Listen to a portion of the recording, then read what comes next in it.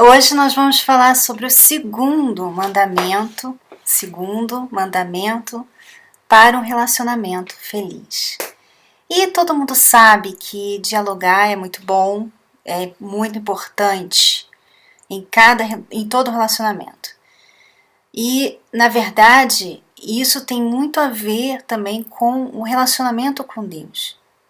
Assim como, para você ter um relacionamento com Deus, você tem que saber dialogar, assim também é no casal, entre o casal. Porque muitas vezes, né, Renato, o casal pensa que tem um diálogo, mas o diálogo é aquela coisa rotineira. Não tem muito interesse no que a outra pessoa pensa, ou em compartilhar o que ela pensa com a outra pessoa. É mais assim aquele diálogo tipo, você lavou o carro hoje? Né? Ou pagou as contas? Não é um diálogo, é só uma troca de perguntas e respostas baseadas simplesmente na necessidade que o casal está tendo no momento para levar a vida. Não é bem um diálogo. Então, o segundo mandamento para um relacionamento feliz é: não deixarás de dialogar. Por que isso? Tirando isso do nosso relacionamento com Deus, você vê como que Deus busca um relacionamento com o ser humano. Como que o relacionamento entre a pessoa, o ser humano e Deus acontece? É através de um canal chamado oração. Deus deixou este canal aberto para que o homem pudesse expressar os seus pensamentos, suas dúvidas, necessidades, tudo o que tem no seu coração para Deus. E no mesmo canal também receber de Deus uma resposta, uma orientação, um entendimento.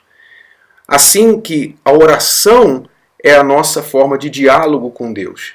É a forma que nós conhecemos a Deus, nos aproximamos de Deus, nos comunicamos com Deus. Então, não existe relacionamento com Deus a não ser que a pessoa passe a orar, a dialogar, a conversar com Ele. Da mesma forma é o relacionamento. O relacionamento exige o diálogo, que é muito além do que simplesmente a troca de perguntas e respostas necessárias para a sobrevivência do dia a dia. O diálogo, num diálogo você conversa com a pessoa mostrando o seu interesse em conversar com ela, em saber o que ela pensa. Você quer compartilhar suas ideias com ela, você elogia, né? Você agradece, você fala dela, você fala o que você está pensando. Quer dizer, não é uma coisa assim egoísta, que é só sobre você, é só sobre o que você pensa, é só o que você quer falar. Não, você fala e você ouve também. O diálogo tem que ter o ouvir também. Então, quando você fala e a pessoa conversa com você de volta, então existe o diálogo verdadeiro. E é assim que o relacionamento vai ficando cada vez melhor, porque vocês vão se tornando mais amigos.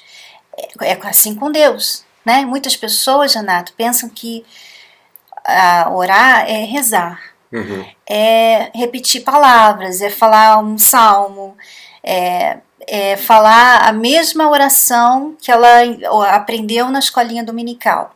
E não é isso.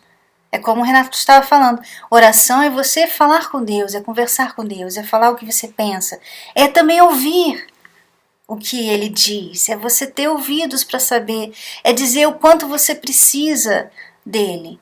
Então você vê como que um relacionamento amoroso tem a ver com um relacionamento com Deus, porque sem a oração não tem como ter relacionamento com Ele, e sem diálogo não tem como haver um casamento.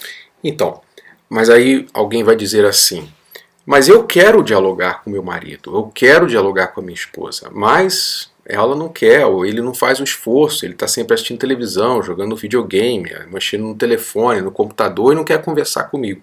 O que eu faço? Como é que eu faço isso? Ora, veja bem, muitas pessoas também não conversam com Deus. Deus quer conversar com elas.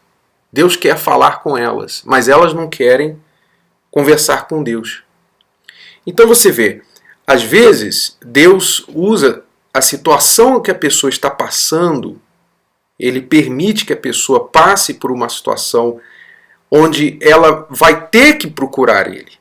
Ela vai ter que buscar a ajuda dele. A grande maioria das pessoas só se voltam para Deus, por exemplo, na hora da necessidade, na hora da aflição.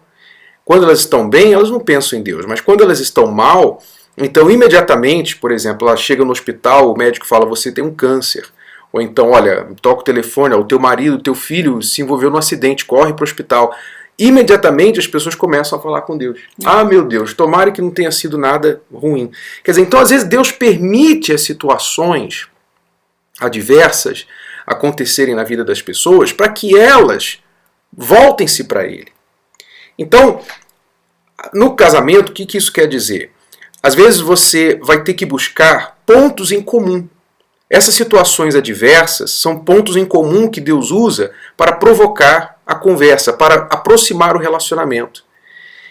Ou seja, a pessoa quer ajuda e Deus tem ajuda para dar. Então é um ponto em comum. O casal, para cultivar o diálogo, quando um não está muito interessado no diálogo, a pessoa que está querendo o diálogo, ela tem que buscar alguma coisa em comum.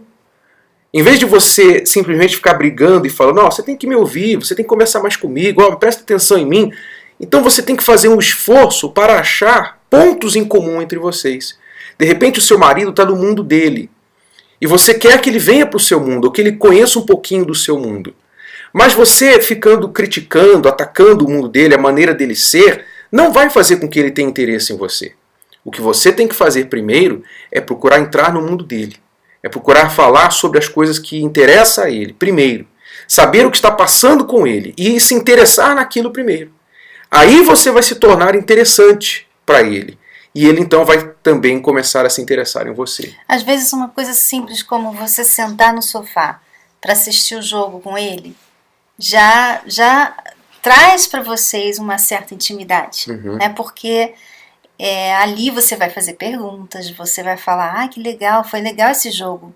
E ele vai, claro que por ele gostar muito de assistir futebol, ele vai gostar muito de saber que você está ali com ele, compartilhando aqueles momentos. Então ali você já está criando um ponto em comum. Quando acabar o jogo, ele vai estar tão feliz de você ter feito isso por ele, que ele vai começar a conversar com você sobre o jogo. E até perguntar se você quer ver o jogo amanhã ou no dia seguinte. Quer dizer, é assim que você vai fazendo. É claro que nós não estamos aqui falando só para a esposa fazer alguma coisa. Você, talvez é um homem que está tentando e a esposa se fechou, ela tem uma barreira muito grande e não se abre com você. O mesmo se aplica. Agora, você tem que ver também se você não está sendo egoísta na sua maneira de dialogar também. Ou seja, quando você quer falar alguma coisa, ou ser ouvida ou ouvido, você procura o seu marido. Você abre o seu coração, você fala. Agora, quando ele ou quando ela quer falar aquilo que interessa a ela, você desliga. Você fica no seu próprio mundo. Para você aquilo não é tão importante. Então, para que um diálogo seja bom, ele tem que ter o ir e o vir. Você tem que dar para você também poder receber. E dar aqui é o ouvir, é prestar atenção, é ter interesse na vida da outra pessoa. Então, cuidado, por exemplo, na hora da conversa, você está ligada na televisão, ligada no computador, ligada no telefone, ligada no seu mundo, e você não está mesmo prestando atenção na vida da outra pessoa. Porque cada vez que você desliga, que você ignora ou faz pouco caso das oportunidades ou das tentativas do seu parceiro em dialogar com você, então é mais uma razão para ele ou ela não tentar se abrir novamente. Então você tem que procurar valorizar as oportunidades, às vezes, que o seu esposo ou esposa está tentando conversar com você. E às vezes não é tão assim óbvio. Às vezes ele está puxando um assunto de bobeira, ou ela está puxando um assunto de bobeira. E você está tão desligada que você não presta atenção. Então ele ou ela desiste. Então você tem que procurar estar mais atenta ou atento a isso, tá bom? Então este é o mandamento, não deixarás de dialogar. E por que não você aproveitar essa dica e procurar fazer isso com Deus também. Quanto tempo faz que você não dialoga, que você não fala com Deus? Qual foi a última vez que você dirigiu a palavra a Deus, de maneira realmente intencional, não só na imaginação? Quando foi que você tirou um tempinho para sentar e falar assim, meu Deus, o que o Senhor quer de mim? Fala comigo, ou me orienta, abra minha mente, mostra o que eu tenho que mudar, o que eu tenho que fazer de diferente. Qual foi a última vez que você realmente teve uma conversa com Deus?